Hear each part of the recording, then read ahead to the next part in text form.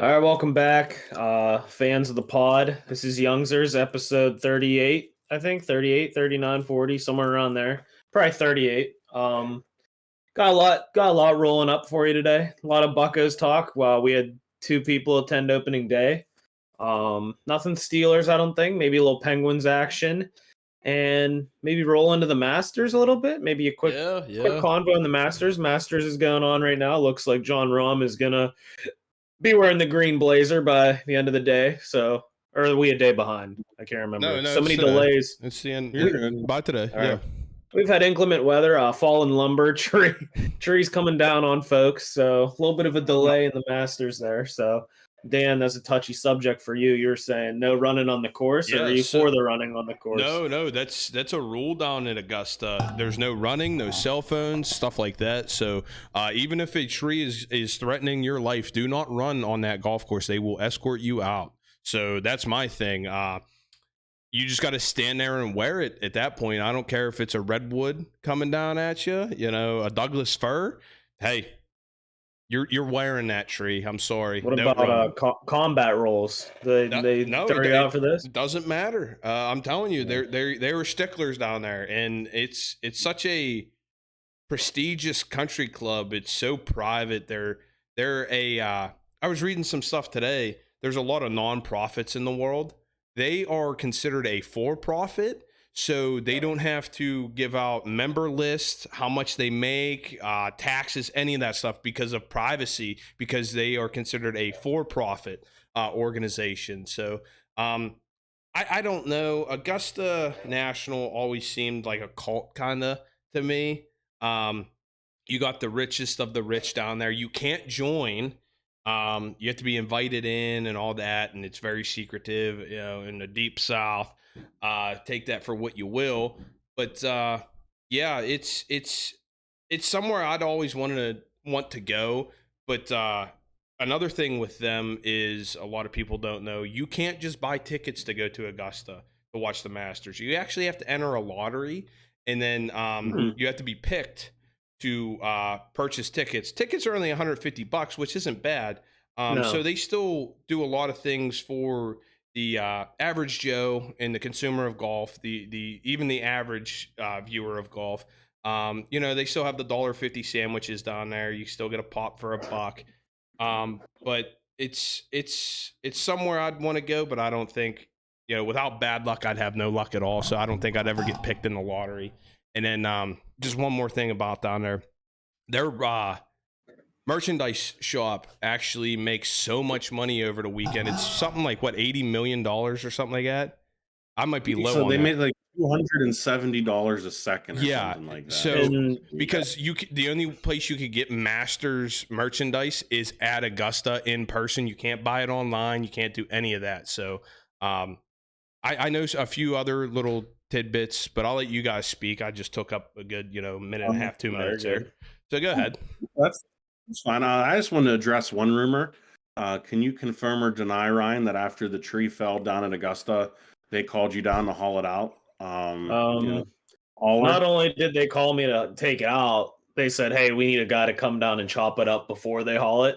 So I was the first on the list. Brought my table saw down there, my scroll saw, because that's my saw of choice. Sounds great. I made a little turtle. So got my scroll saw down there. I took my time, measured twice, cut once. That's my anthem. And then I said a little hauler's prayer before I stuffed her in the trunk and brought her back here. So you called it a trunk. You didn't even call it a bed. It's a trunk. It's a Jeep truck. Martin, so would you say trust to me? Do you do this on purpose? Do you pump his ego just to get me riled up? I'm not pumping any ego. I just wanted to confirm that someone was hauling a fallen tree from the Masters. The other was hauling soil. I mean, I don't know which was more important. Dan did send a pic, like a Snapchat of his, it was a poor load of soil. That's a beginner's haul. That's a beginner's. That was 12 30-pound bags of soil. Okay. Those are rookie numbers. No. Here's the thing. Whenever I'd get 24 of them in the back of my truck. That's fine. My car's not rated for that. I got what I could. Just saying. I don't claim to Are have you, a are you truck. blaming the equipment or are you blaming the hauler? I don't blame my truck when I can't haul a dresser. I mean, is it out of the realm of possibility that you're driving around in a fake truck? I think it's not out of the realm of possibility.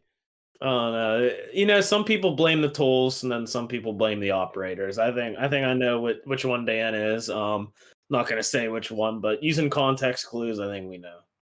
That's fair. Yeah, I just wanted to address that rumor. I'll Okay. pipe down.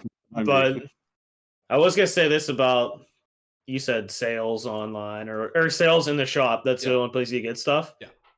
So they made like a ton of money, obviously. Yeah, it's something stupid. I'll look it up real quick. Get you a good number. Okay, like I'm a big hat guy. You see the wall hats behind me, so I was just interested in that Masters hat, the green one with the yellow map, and I was just looking online. I looked on Amazon, and it's probably not authentic, but it was like $80, and that's expensive on Amazon for a hat. So I don't know or if it's a knockoff or if it's someone getting them and reselling them because they do that on Amazon sometimes. But that's pretty expensive. So I guarantee the prices up there are pretty hefty because they probably do only make money once a year. So yeah, make your money while you can, I guess. But that just has to be a constant flow of people just buying stuff. Like you said, what, like $200 a second? Are you ready? I'll get you Yeah. the certified numbers here. So this is the line for the merchandise at the Masters. They'll do 70 million in merchandise sales this week. That's 10 million a day, 1 million an hour, 16,000 a minute, $277 every second. Oh, I was right on that number. So you like a regular guy, if I'm down in like Augusta, say in like November, I can't go in there and buy anything. It's you can't get Masters gear. You can only get Masters gear during Masters week. So they'll have the practice rounds and then the par 3 tournament and stuff on the Wednesday, and then the Thursday, Friday, Saturday, Sunday actual rounds for the Masters. Those are the only days that, like, that whole week, that 7 days is the only days you can get Masters gear. That's it. So do they sell out, or like what would they do with any extras? I don't know, but I'm sure they sell out of quite a bit because if you just look up, I saw a picture, which I don't know where it came from. I don't know if it was a reporter or not, because you can't have your cell phone there. I don't know if you've ever seen no cell phones. So there's this big ass like kiosk of just push button phones. Kids don't even know what those are. Hey, yeah, I told you I was going to meet you on the 9th green. Where are you guys at? Stuff like that. And you cannot take a cell phone in, but there's pictures from the merchandise like building, and there's guys down there with stacks of polos, pointing out hats, stacks of hats, and they said their polos run like $85 a polo just because it has that little green map. That map. It's got the yellow United States. You know the logo. Same with their hats. Their hats are $50, $55. So that's no way. They're more expensive than that. Because the one I saw online that was probably a knockoff was like $80. So you got to imagine they're probably running close to that, maybe more. But who's down there just taking it and knowing that they can sell authentic stuff online? So it might be real, and they're just almost doubling their money there. That's true. But one of the craziest things I read today was the green jacket is allowed to leave with the winner for a year, and then you must bring it back at the start of the next tournament the year following. There was somebody found one at like a Goodwill in 1995. I don't know whose it was, but they sold it last year for $140,000. How cool would that be? A little low. But how cool would that be to have an authentic green jacket? Because they don't leave Augusta. I'd be heading up and throwing the green jacket on shooting. So here's what I thought you were saying. So here's what I thought it was, like the Lombardi or like the Stanley Cup where there's just one of them.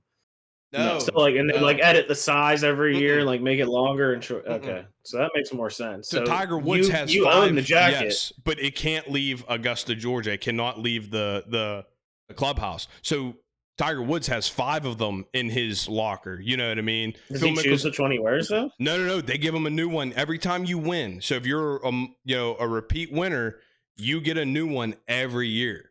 Even if it's identical and your sleeve size hasn't changed, your shoulder width hasn't, because you've been fitted for a tux or a suit. But they took that picture with him this year. So which one does he choose to wear? Oh, that's is he up wearing to him. The newest one? That's up to him. That's up to him. He's like, I'm feeling like at the Champions dinner. Yeah. You mean? Yeah. That's up to you. If you were a multiple time winner, you put on whichever one you want. So, do they all hang in the same place? Does he have like 5 on a rack, or does they have like their own locker? He has his own locker. Yeah, it's name cool. plaque on it, and that's his forever, because now you're a member of Augusta National when you win the Masters. So you're either invited in or you win the Masters and you become a member. That's pretty cool. That'd be cool if that amateur guy won it. Yeah. Just like Joe Schmo over there. Lose out on all that money. Yeah, that is true.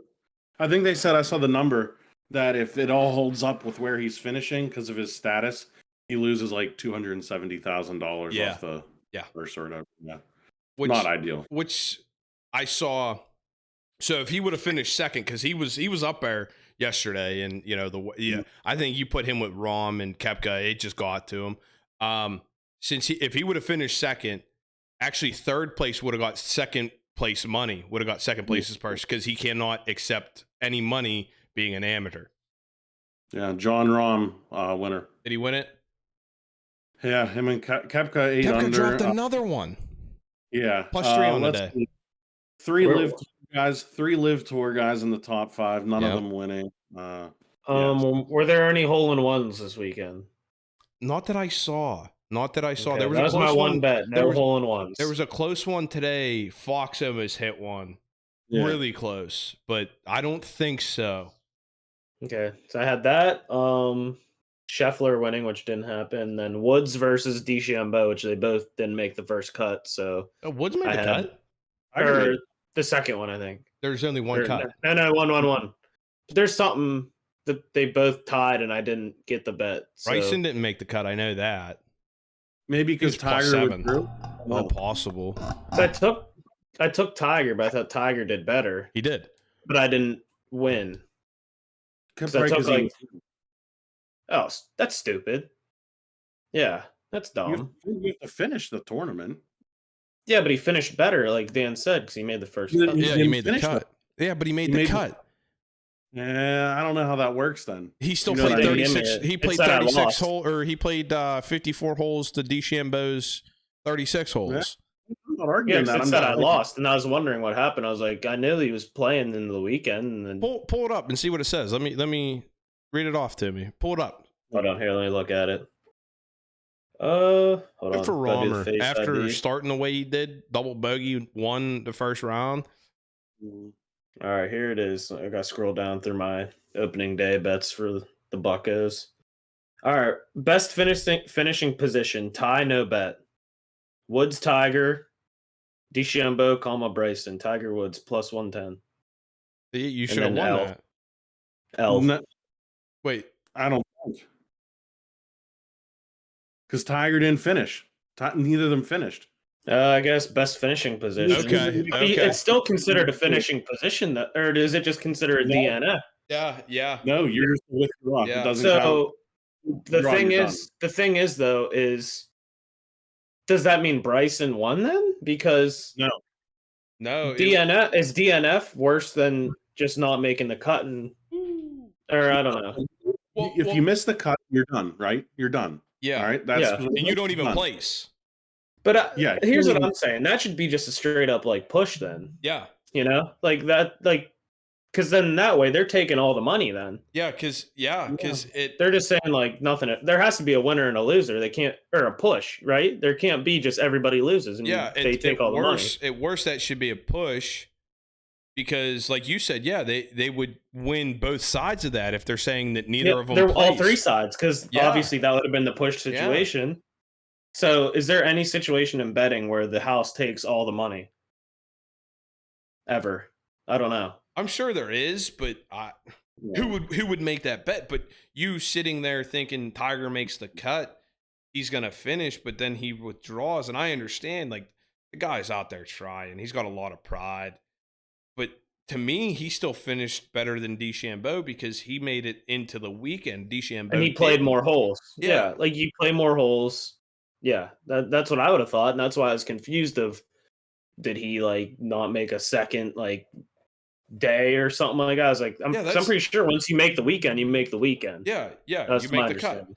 So that's just a lose situation there. That's Mhm. I'd be emailing. Who do you go through? FanDuel. Penn Barstool Sportsbook. I'd be calling up the Prez there and be like, hey, Dave, listen, how do you take? That's the what money I'm on thinking. The all only this? way it's the finishing position. Maybe that's like because it says finishing position. Maybe like Yes, not I guess finishing. the wording neither of them finished. Yeah, I don't know. So if you don't finish, then you don't. Yeah. I So, wonder. I don't wonder know. if you bet Bryson on that. Then, since Tiger withdrew, what would the flip side be? It's you're just cut. That's the thing. I can't see that though. So like maybe So, that was the side that won. I don't know. if you look at the leaderboard, I mean, it has everybody there, and then +3, it says cut, and then there's 4 guys that withdrew. Zalatoris, Tiger, Kevin Na. Louis Oosthuizen. Yeah. Slick Mhm. Louis. I'm betting that's it because there's no way the house takes all. There'd be a lot more people complaining about that. But, I would still, whatever. I would still think that's Jack because Tiger made the cut and Bryson didn't, and I don't know. Because here's the thing. No. Here's also the thing. You're done though. You withdraw. Yeah, I get that. Yeah. I should have got that payout as soon as like Bryson didn't make the cut, though. Realistically, No, because if you withdraw, then like an injury, then that's what happens. That's very rare. I mean, that's very rare for a sports book to have feature that one person misses the cut, the second does, and then withdraws because of injury on and doesn't play the final round. That's very rare. Yeah. Like really rare. You Yeah. just got boned there. I'll be honest. you got that's a bad beat there. bad beat words on the street. Yeah, it's not even your fault, really. No, it's Tiger Woods' fault. I wouldn't even blame him. I'd want some clarification. I'm blaming from the his sport doctors. books. I'd I'm want blaming his surgeon. Nah, I want clarification from the sports book because, like you said, the guy made the cut and the other guy didn't. But then he withdraws, and I understand that. But That's that's like going to the casino playing blackjack, throwing on black and red, and it hits at 0. I mean, you're That's the thing. I want to see the Yeah. other side of the coin of the people that put money on Bryson. Like, did they get their money? Like, did they get the loss as soon as like he didn't make the cut? Who knows? No, I don't know. think all of the slips are not done until the 5 last minutes round. ago. But yeah, because I had like All mine are still up. Corey Connors finishing in the top 10. He didn't even make the cut, and it was still on the sports book until the end of the round. So I don't think there's an immediate payout like that. I still got three on. It says Scheffler winner, which that's done. The hole in one, no.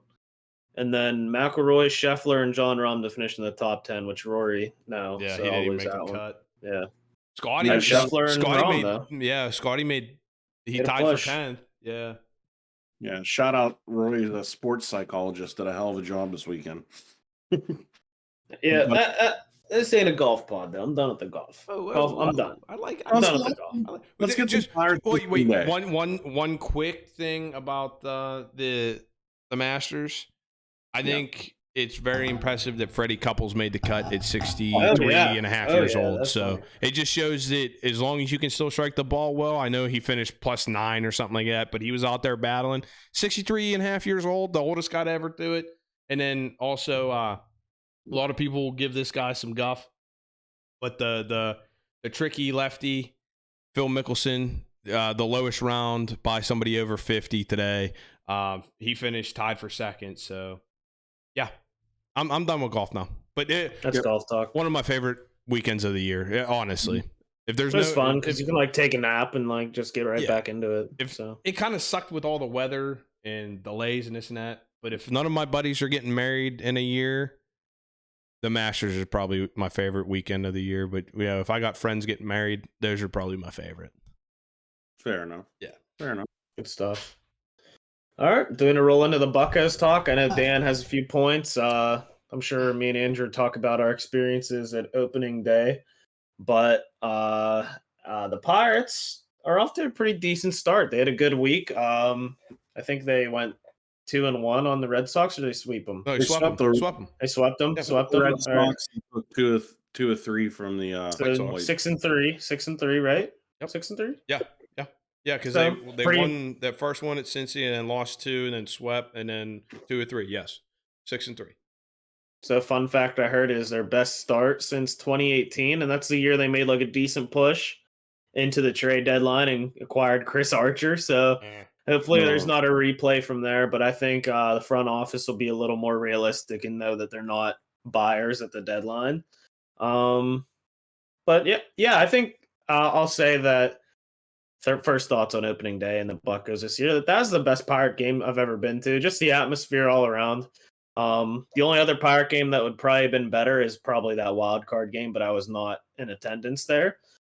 Just a good environment, nice chilling moment whenever Kutch came back. That was pretty awesome. I'll always remember that. So his mother sang the national anthem, and I'll have to say that's like probably one of the best ones I've heard. There's just a lot of meaning behind it. You could tell she was really into it. The crowd was really into it. Best crowd I've seen at PNC probably since I watched the wild card game on TV. Overall pitching performance bad. Rich Hill should not belong on the hill. He got booed off the mound. He threw like at least a dozen 70-mile-per-hour curveballs right down the pipe that were just getting teed off on by Luis Robert. And who's that guy? Berger. His last name was Berger. Yeah. Cousin of Donnie Berger from Danny Berger. At best, I see this as a wake-up call for Rich Hill, and next time he comes out, maybe not throw meatballs down the middle. But overall, good vibes on the North Shore once we got there. I can't say the same on the way there. But yeah, good day, good vibes, good game. I like high-scoring games, so I like when the bats come out. No one wants to see a pitching duel. Nobody wants to see a guy dealing on the mound. Like today's game, even when the Pirates just won 1-0, like I don't even want to see that. Like I like seeing the win, but I don't like seeing, just like 5-6 total hits in a game. So just overall electric vibe, and I had a good time. So the floor is yours. Yeah, it was a good time. Rich Hill, absolute dog shit. There was a couple times he was actually clocked at 67 on the scoreboard, which at that point, just get the stopwatch out or a sundial you could time his pitches with. He was absolutely horrible. It was like you said, the Kutch. It was an awesome moment. Brian Reynolds was doing what he's pay the man. He is doing what he was doing in the first 2 series, absolutely mashing. Shout out Ji-Won Bae. I put some money on him to record 3+ bases in that game. Leadoff double. Next at bat was absolutely electric. Little swing and bunt. Dove headfirst into first. They called him out. Went to the replay. I was up. I was going like this. I was going feeling nuts. I'm like, replay that. I was amped up. So everyone. Connor Joe was smacking the ball around. The bullpen. What's his name? Dory Moretta. Moretta, yeah. Moretta. He came out. Here comes the money. He's out there. But I heard Shane O'Mac. Unlike Shane O'Mac, he didn't blow his quads out when he got onto the mound. Shout out to him. But yeah, it was a great atmosphere. A little chilly, but I can't beat opening day really, and that was probably the best opening day. I've been a handful of games that have been electric like that. The wild card year, I was actually at a couple of the Sunday night games. The one where they walked it off against the Cardinals. I believe maybe it was against the Dodgers. We were up on the Clemente Wall, so those were pretty. Those were awesome games to be at back in the day there. But it's nice to enjoy it while we can, and especially in light of today's injury, which is pretty significant for the Buccos. O'Neal Cruz fractured ankle, sliding into home. That's a big loss for the Pirates. There's no one really at shortstop to take over for him. I'm assuming it'll be Ji-Won Bae going there at short with Rodolfo Castro at second. I think they're calling up Mark Mathias, but still not a good situation if you're a Buccos fan. Really puts a big damper on the first 2 weeks of the season. So, do you want my professional opinion as a current or a recent ankle injury recipient of what you may be seeing, what we might be seeing? Um, I first thing I did, I Googled. So, fractured ankle, 6 to 8 weeks. So we're looking maybe 2.5 months, 3 at the most. Who knows? Um, but if he was me, he'd be back by next week. So that's what I did. Mine wasn't fractured, but we all saw in here, nice big old swelling. But usually with professionals, they take it, very seriously. So I feel like knowing how young he is and how realistically the Pirates, this isn't their year.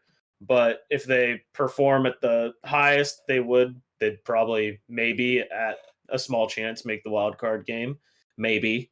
But I think they're really gonna, just slowly get him back. So I think we're saying like July, maybe. Honestly, we might not. I don't think we'll see him for a while, but they're gonna shut him down pretty quick.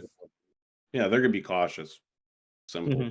Especially with But the caliber player he is and what he means to your future, and what just kind of a freak he is. Yeah, I wouldn't be surprised if they held him out till after the All-Star break, to tell you the truth, which sucks, but you got to be cautious with somebody like that, because then you could rush somebody like that back and just ruin them. Yeah, you see that in any sport, guys get rushed back from different injuries, and they're not the same player. I know it's not a contact sport, but still, he might hesitate to slide. You're going to see him slide nothing but head first from now on. I guarantee it. But it is what which it he is. shouldn't even have been in that situation No. to begin with. He should have like when I thought he should have, on that hit previous. I forget who hit the ball. Was it Kutch or was it Who hit the ball? Wasn't it Cabrian Hayes? Cabrian Hayes is the one that hit the single into the field, but the one that he was on first and went second to third, I think, or first, second, third, or was he on second and went to third? He went. Because I thought he could have went home. Wherever he was, I thought he could go home. Yeah, he stole second. He was at second. Cabrian Hayes hit that single. He could have went home then and was standing on third. They held him at third. I thought Hayes was the one that hit the grounder. Oh yeah, he was the one. So whoever hit right before Cabrian Hayes, he could have made it home because he was. It wasn't Reynolds because he stole second.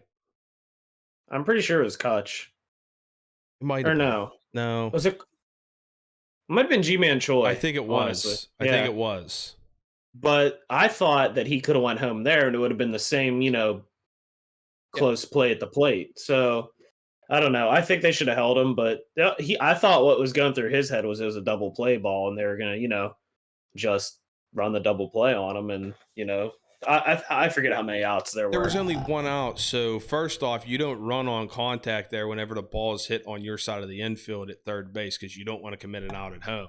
I was wondering why he was running to begin with. I have no idea why he took off. Second off, it wasn't a force play, so the double play is almost out of the cards because the catcher has to tag you, then throw it to first.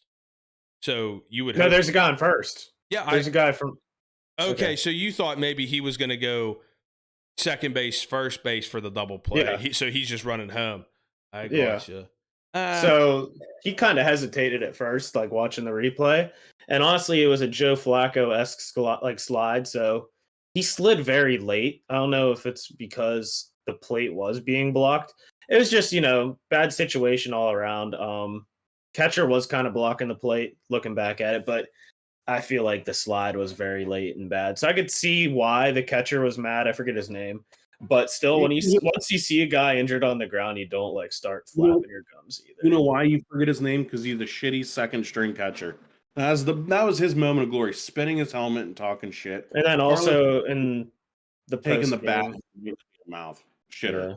Post game, no empathy or sympathy either. So yeah, kind of a scumbag move there, but whatever. We'll see Cruz back, I'm sure, but I think it's going to sting his development a little. Because this is crucial times right now for his development. So I don't know. I'm fearful that it's a wash season for him, and he's just be very behind by the time it rolls around. Because when he comes back, the pitchers are going to be in mid-season form, and he's still going to be in opening day like batter's vision, where it's like, the batters start behind the beginning of the year, so they don't have the batter's eye yet. So I think he'll be at a disadvantage, and he'll set back the Pirates a little bit. But They'll bring him up through Indy and stuff first, so he'll do a rehab stint down there. He'll probably do. I bet you once he's cleared, he'll do a month down in Indy, get him back to game speed. I'm more worried about him in the field because you had a lot of question marks with how tall he is. You don't see a shortstop that tall. So I wanted to see him have a full season in the field and see, is he cut down on the errors and not even throwing errors. Everybody knows he could throw that 100-mile-an-hour across a diamond, but the fielding errors and is he a sure glove there? Because I think that tells you a lot of where you're going to put him. Because ultimately, if he's not sucking him up over there, he's not a Hoover vacuum over there, as I was told back in the day. Not me. That's why I didn't play there. I couldn't field a ground ball to save my life. I hated playing up the middle, so I never had to. Thank God. So you got to be Hoover over there. So I was just hoping to get him a full season out on and see his glove in the field. His bat is there. He's going to smack the ball. He's got pop. He's fast. So the offensive tools are there, and he'll be fine there. It's just the defensive side. Well, they need to fire whoever the hell's teaching that team the base run too, because they're constantly screwing up on the base pass. You remember Polanco's career basically ended in the home, and what did he screw up? His shoulder? He was never the same. He blew shoulder and knee out. Yeah. What the hell is that organization doing? They're Major League Baseball players. Learn how to run the damn bases. Not only that, but so they commit a lot of base running errors, and that's a key part. And a lot of thrown out at third and thrown out at home for no reason. But then you see that they don't understand running the bases in general, even on the defensive side, right? So you're in the field, and Javier Baez starts running back to home after he hits it to the first baseman. Go step on first, but you don't understand that. So that all comes with the knowledge of running the bases. Not just they did that today, actually. I'm not saying just because you're out in the field and you're fielding the ball that you shouldn't know how to run the bases, but that's big in it too. That was kind of funny because that happened today. There's that same ball where it was hit to first, but I think it was Oviedo that picked it up, the pitcher at the time. And the guy started running back to home, like trying to do that again on the Pirates. And Oviedo acted like he was going to chase him, and he just like turned around and threw it to first like a joke. So it was kind of funny, like, it was like a teaching moment there, like a learning, like show. Like, whenever you miss tying your shoes the first time in kindergarten, then you come back and you're like, hey, I learned how. Like, that's what it kind of looked like. So, teaching moment there. Well, that's why Johan Oviedo's in the majors and Will Craig's playing in Korea. So that's why. Learn how to play frickin' baseball.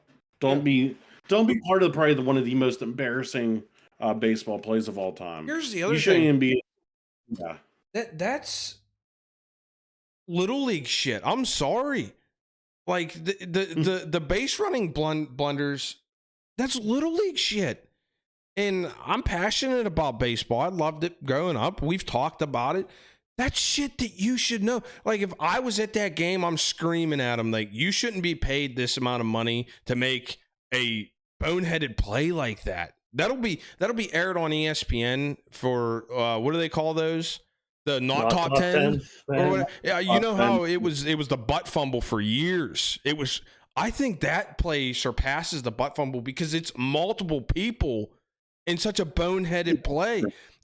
Even your dugout, what is your dugout doing? I don't hear anybody yelling.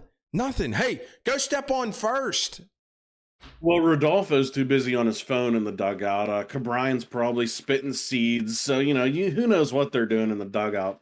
Derek Shelton's probably taking How to Manage Bullpen 101 for Dummies. Probably picked that up at Barnes & Noble. He has, it's just... I want to have hope for the Pirates, but then you just see shit like that, and it's not going to change until the owner changes. Like, I want them to win. I want to have hope. I want to go down there and enjoy games. Like, opening day was a great example of that. But when you have a hillbilly Prince as an owner that's an idiot, you have Brian Reynolds mashing the frickin' cover off the ball, and they're still not paying him. Just pay the damn man. On pace for 106 homers, I'm just saying. So that kind of segues me into this, Motts, and I heard it on Pittsburgh Talk Radio, sports radio this week, that you can root for this team and be excited for this team, but still understand that they're not going to win that many games. They're not going to win over 70 games. And I am part of the majority that just gets down on this team and has no hope for this team and doesn't show this team support for years. I've done it for years, but I'm kind of swayed now that I can live in the moment, because I was never a guy to live in the moment. I always try to look at a big picture, and that might be one of my problems, but I'm going to try and live in the moment. They're starting hot. They're 6-3, right? So they're playing phenomenal baseball. They're playing very good baseball. They're getting great pitching. They really are. Not so much. What was it? The first game against the White Sox, they got 5 innings out of their relievers, 2 relievers. Mm-hmm. So you can live with that. So from now on, for this year, I understand there's going to be ups and downs. There's going to be peaks and valleys. We might be coming to a peak here, and there's going to be a deep valley, and I understand that. But I think I'm going to live in the now and just root for the team for the now and be excited because they are playing good baseball. And I agree with what you said, but I don't think it's on the team as much for how I'm supporting them. It's more on like the front office and how they handle things.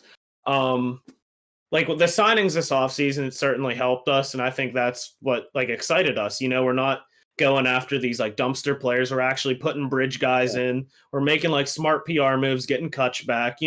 Santana hasn't been a bad bat this year. He's a leadership guy. He showed it today. He's getting a little scuffle behind the plate. So I think my happiness more swings on how management's going to handle the situation. So they did pay Brian Hayes last year. They signed him back. But I think it's really going to depend on what they do with Brian Reynolds. So we could see a big swing of momentum from the fans and how they feel in an instant.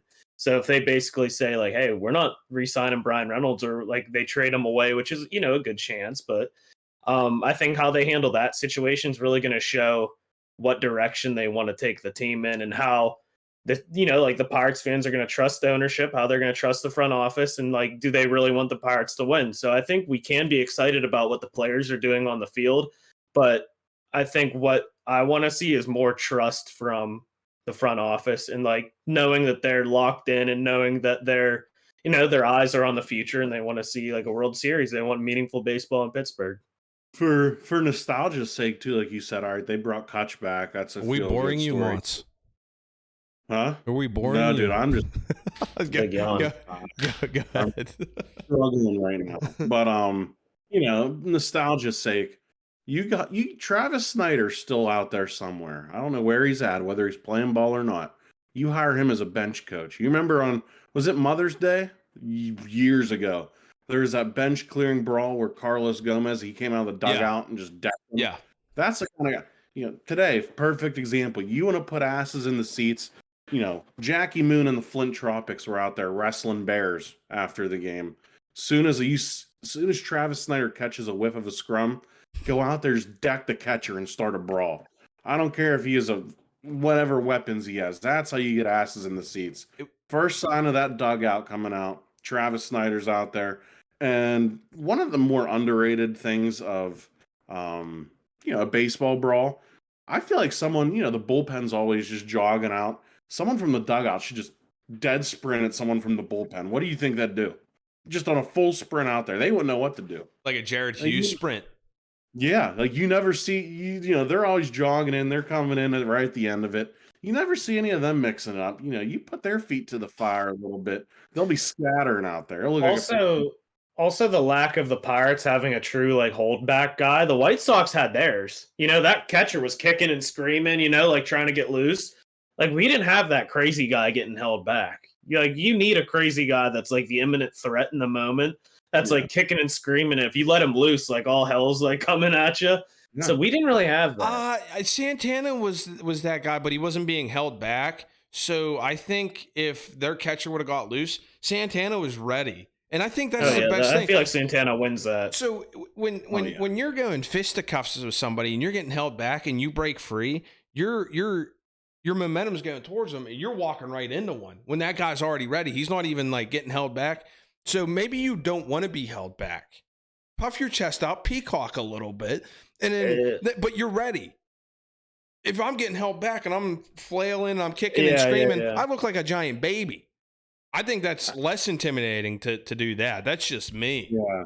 Well, So hold me back, bro. Hold me back. You don't want the Make it look straight good. jacket hold back. You want the guy like with his back to the other guy, like with the two hands on your chest. So then, while you're like this. Like, and that's the thing, I'm holding you back, right? And I got my back, and I get hit. Okay, I'm letting you go. Go have at it. Yeah, that's true. Yeah. Oh, sorry, yeah. Is it frowned upon to use a bat? Oh, yes. Really? Come on. Like a low blow, not like a high blow. Like to the knee or something. No, you don't swing a bat at anybody because then you're getting put away for assault. Come on. That's like Marty McSorley hitting. Do you think anyone in that scrum's gonna see like a guy sneak in there with a bat and hit him in the leg? There's 1,000 eyes in the stands. First off, they have 18 different camera angles. There's how many people that they're gonna see you swinging a bat, and then guess what? You're getting cleated. They're knocking you down and they're stomping you with cleats on. So here's like what I do when I eat seeds. I just like kind of suck on them, So what if I had a mouthful of just seeds and just like spit them like projectile? What? Why can't you just let the Dukes go, man? Yeah, like you need like a little sneak move first, like pocket full of sand, like seeds full of mouthful of seeds. Two of my favorite fights. Number one is definitely Nolan Ryan. It was the classic. Robin Ventura charges the mound, puts the young guy in a headlock, and just starts feeding him uppercuts. Feeding him lunch. The second one, which I need to see more of in baseball when someone charges the mound. I forget who it was. I think it was the Red Sox. I don't know who. I forget who they were playing. I'm pretty sure Pedro was on the mound. Guy charges the mound. Pedro ducks the first punch. And what do you see? Big Mo Vaughn laying absolute Mark Henry blindside on the guy. Look like James Harrison wiping out Colt McCoy. Absolutely turned him inside out. And all, Mo Vaughn was a big boy. That's a shit I want to see. You missed that first punch. That first baseman's coming to blindside you, and you're down for the count. Didn't he put him in like a figure four or something after that too? Like there's a little scrum on the ground. He put him in something like the crippler crossface, maybe. Boy. Allegedly. Was there a Bowflex there? No, when you say someone rolled it in from the bullpen. When you say Pedro, I just think him grabbing that dude by the head and throwing him down. Going Zimmer, yeah. Oh man. But that's back when, the Yankees in Boston, what is that, 04? 03, 04, something like that. So yeah. Pedro Martinez was the ultimate opportunist. Like he had his choice of going out. There's like, you have two teams of athletic guys. He sees like the 83-year-old that can barely walk. He's like, this is the guy I'm taking down. He's the edge of the MLB, yeah. He's no threat. He's like putting Pops down in the pasture. What I need to see more is like when Bryce Harper stormed the mound on that guy and that pitcher threw the glove right at his face. There's your surprise, weapon or whatever tactic there, Ryan. What about that little like chalk bag? Behind it's a rosin bag. Yeah, little chalk bag. I mean, if you could get to it, you could throw it down like a smoke screen on the mound. Here's what I'm gonna backtrack real quick. Though. You said like the coach getting attacked, like the old coach. Yeah. So you know what that's the equivalent to? Like the Revolutionary War, if you'd like scrap with like the drummer or something, like you can't do that. Or the like, color guard. That's the equivalent to like you with the musket than some guy playing like like Yankee Doodle. Sweet Child of Mine. Yeah. Before I die, I want to see a brawl going on, and I want to see someone go after the other team's mascot because I think that would be hilarious. Like the pirate parrot, because they're like behind the dugout, they're like waving their arms, like trying. What if someone just like lost their shit, went after Oliver the Onion or Oliver Onions? You start touching pierogies, we're gonna have a problem, bud. Yeah, if you catch Cheese Chester or the one, I'm on the first like bus down in the North Shore and I'm throwing hands. Yeah, I don't care who you are, who you play for. You touch Sauerkraut Saul, we're gonna have some issues. The pizza one, that's okay though. I don't care. The pizza one, that ain't a pierogi. Yeah, that's fair. That's fine. You can have pizza. What is it? Pizza Pete? I forget. I think it's pizza. Yeah, but I mean, you can have that one. You can hit them sausages over there in Milwaukee all you want. Or the president's one. Those ones are dumb too. They're copycats of the pierogies. They had to take the JFK one out of circulation after. Yikes! Wasn't it like Eisenhower or Teddy never won one down there or He something? won one though. No, he won Did he one. end up winning one? I think like recently. Wasn't it like a couple years ago he did? I knew he was on this cold streak of never winning one. So You can't do Teddy Roosevelt dirty like that. That guy was a badass. That's He'd be the first one to win a race. may as well go spit on his grave as a team. That's disgusting behavior. That's why you're in the bottom of the barrel right now. Oh, don't even get me started. That man gave a speech with a bullet lodged in his chest. You're gonna have him win a damn race? That's a damn shame. damn. That man's fought grizzly bears. He's charged San Juan Hill, and you don't have him win a race. Damn. On the Nationals. Damn shame. He's like the leader of the Roughnecks too, right? He's the leader of like a little posse of his own. So He started his own political party too, the Bull Moose Party. Come on now. Damn shame. That is spitting on the grave of Teddy Roosevelt. That's bullshit. Bullshit. that's Damn where shame. society's fallen. That's where society's fallen. We don't have cool names for groups anymore. Like Bull Moose. That's sick. Would you vote for the leader of the Bull Moose Party? Yeah. Okay. That's for the leader of like any say Fire Dragons. You can be a complete asshole, but if you're running under the Fire Dragons, like I'm writing that name down every time. What about if someone that comes out with like the Exodia party, like the blue? Oh yeah, the forbidden one. He's all about it. Like, Don't I pencil see him you. in. Pen him in. I see you on the ballot running under like the Time Wizard like party. Like that's the first thing I'm putting down. Dark Magician or whatever it was. Yeah. Oh yeah, there you go. There you go. But yeah, that was opening day Bucko talk. I know. I want Dan to hear this though. The commute into opening day Friday, absolute circus. I've never seen Gumas lose his shit like I saw him driving. He became the de facto ruler of the road. You know what? I have only one thing to say. I became the sheriff. There was no law down there, so I took law into my own hands. I became the sheriff.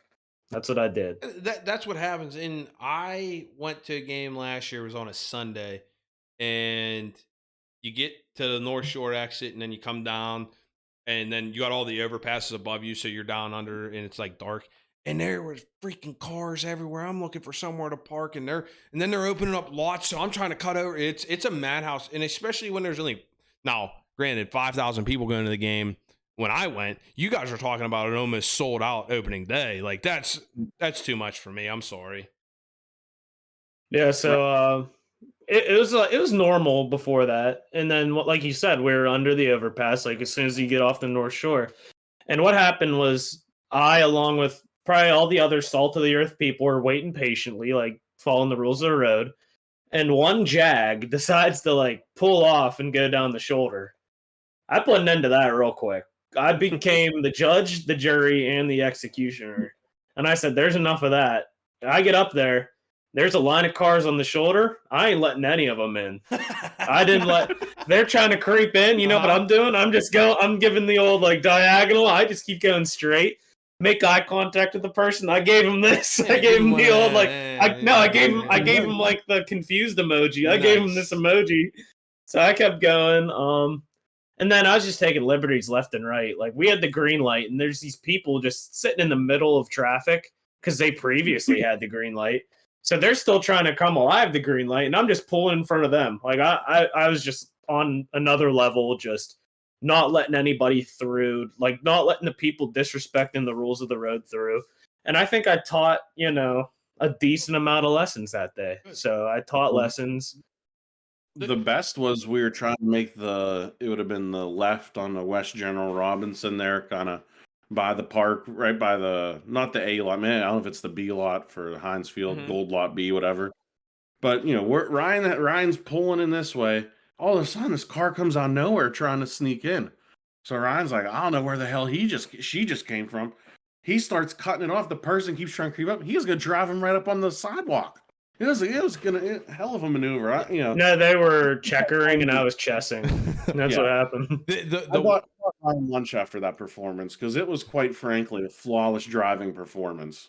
I think the worst place down there to drive is after a game. So you're right in front of the ballpark, and you want to make the right at that light, and then you got another light, and then you hit 28. You know what I'm talking about? but like So you got the right around the statue, and then so like 2 lights before the that, light, and then a light, and then another light. People just walk, and I have a green light, and they're just walking. Well, you got to yield to pedestrians. Get out of my damn way! I waited 3 light cycles. Get out of the way! I hate that. I'm sorry. And they have the red flashing hand up there.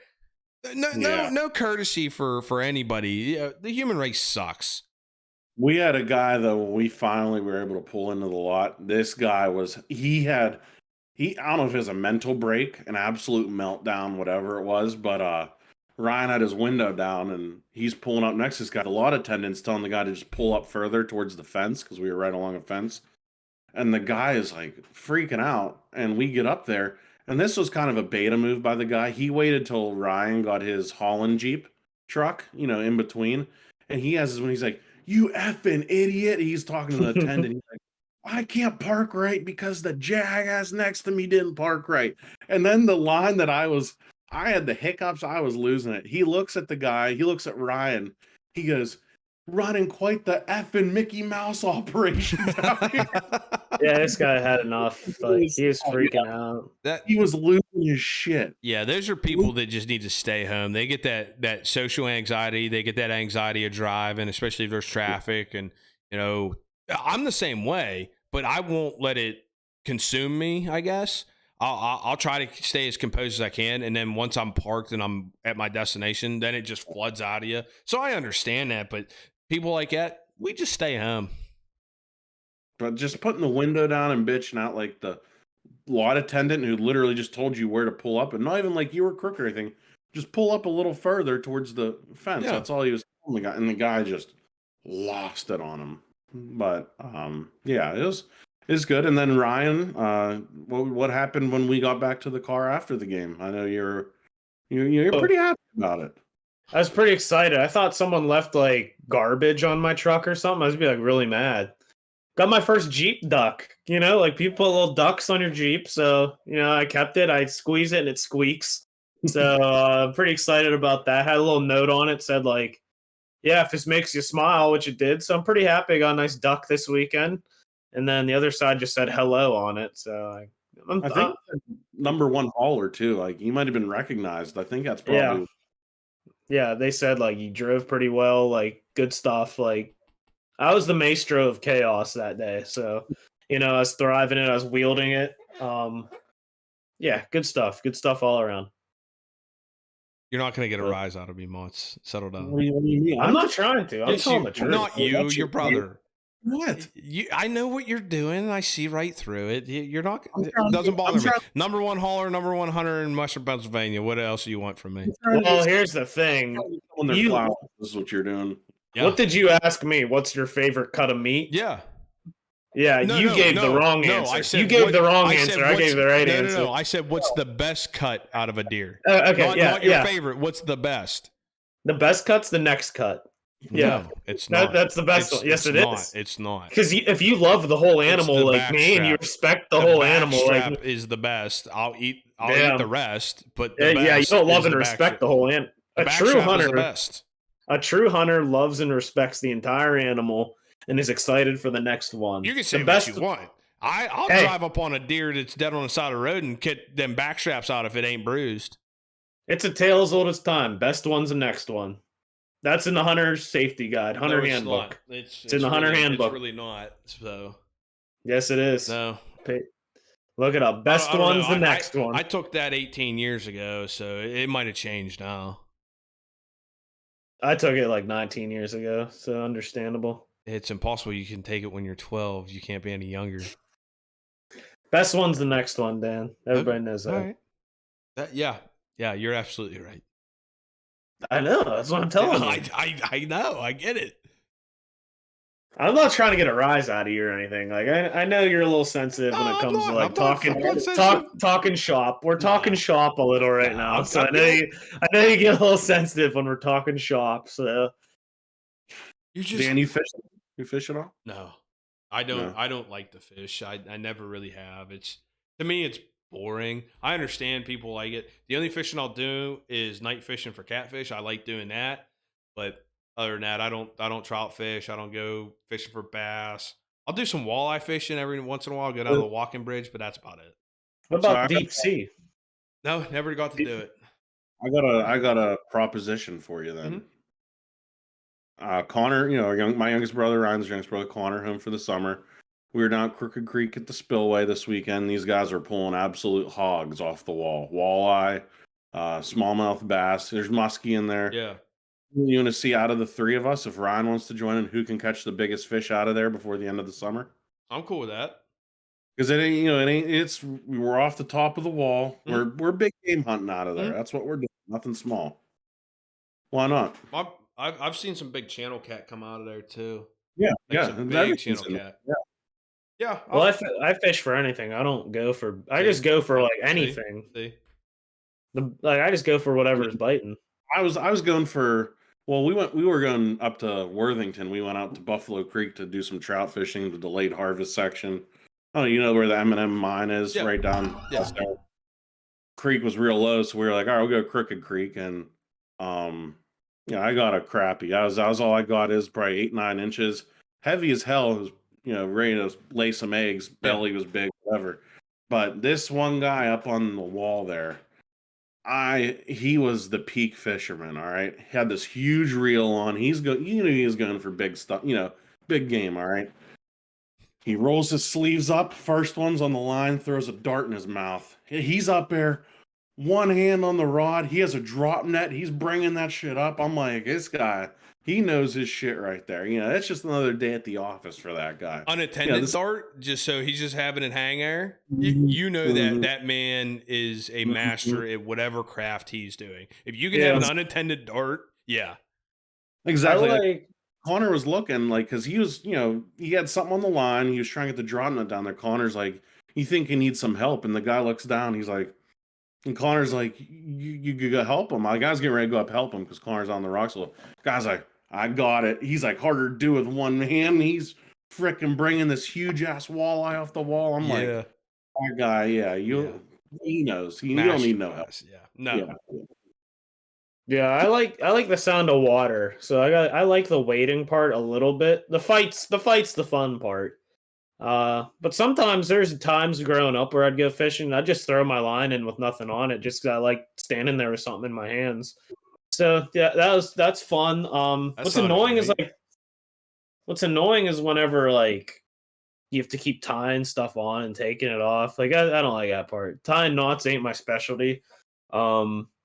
But just the feeling of having like a big, creature that came out of a place you can't breathe, like as a human in. Like that time I was holding that red snapper with one hand. Like, there ain't nothing more powerful than that when you have just your hand in something that you just dominated out of. What? It's a serious story. Like just holding something that you just dominated out of its like place of home. It's like the equivalent of like me going to space and putting a Martian in a headlock and bringing him down to Earth. That's the same feeling. There ain't nothing like it. Thoughts, Dan? I'm at a loss for words right now. I get what you're saying. I understand. I feel you. Yeah. That's fish talk. Yeah. I'll do some fishing. I don't care to. I don't like catching stuff with teeth though. I don't do well with teeth. Best. Like walleye fishing is so much fun. I think it is. They fight pretty good. Muskie fishing, pike fishing, like stuff like that. Yeah. Here's the thing, like I'm not good with identifying species. So like if I stick my hand somewhere like it shouldn't be, like I'm gonna get hurt. So I need like a science person with me that knows like what's what, like what not to stick my hand in to tell me where to go. So like I've gotten a few cuts here and there, and I'm not looking to get like a digit bit off. Like I'm sorry, well, a digit. You'll know. Yeah. You can just tell. You can identify a walleye, a muskie, a pike. You'll know.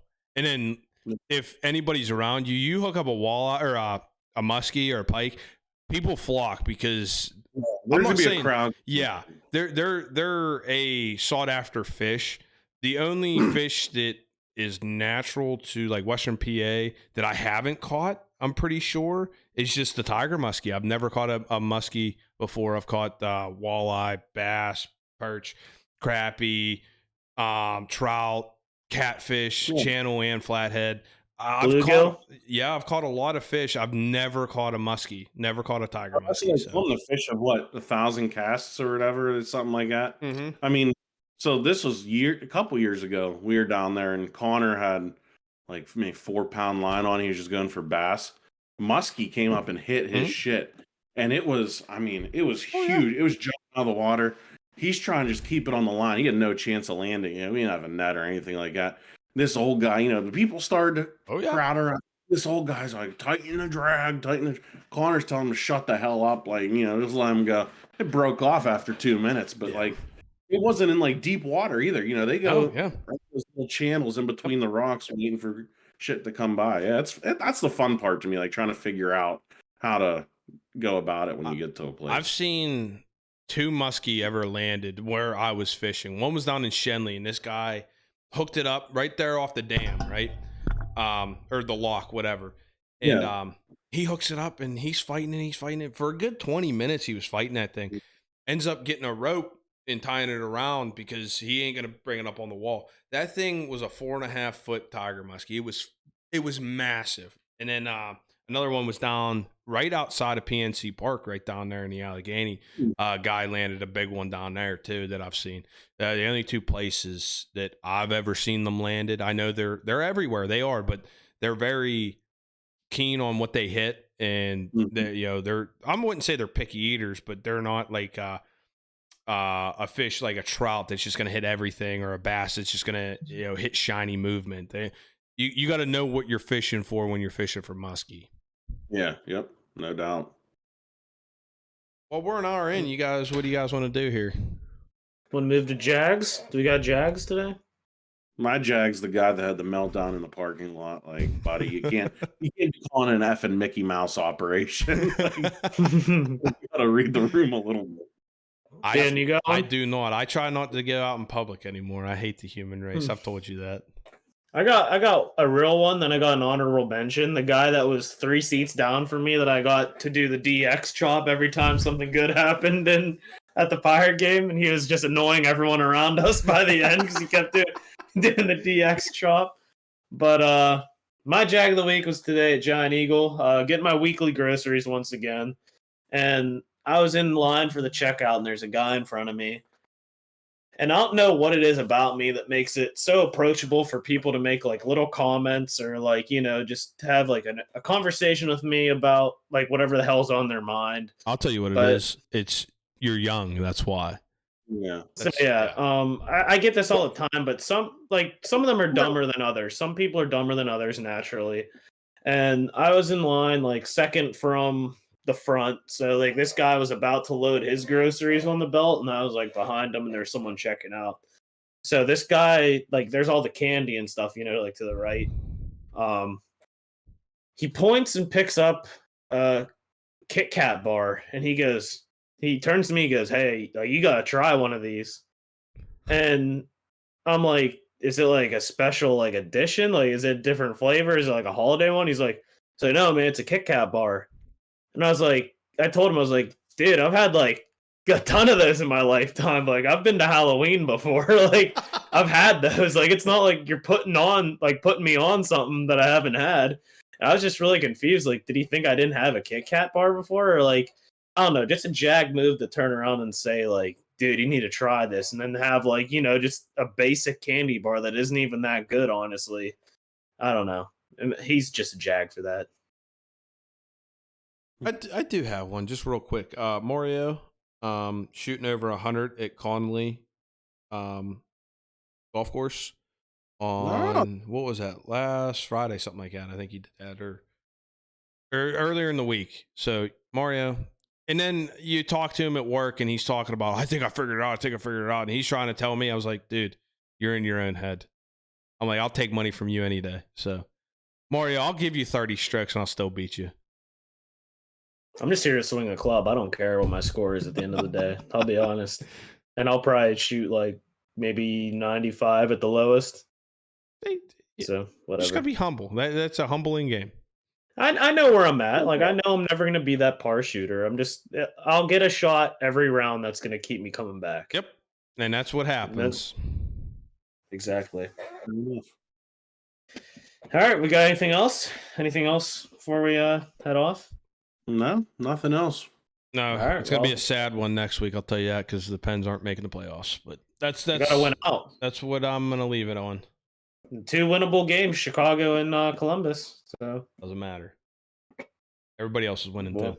Islanders and Florida are both winning too. So. Well, bad day, sad day, but we'll have a lot more content rolling out for you here soon. So subscribe to our YouTube if you haven't. We're getting up there. I think we're around 274, 275. So keep checking that out. Instagram and Twitter is still growing a little bit slower every day, but we're getting there. So yeah, thanks for listening as always. That's episode 38. 9 or 40. I don't know which one it is, but 38. it's up there. It's up there somewhere. So, yep. Thanks for listening. See you next week.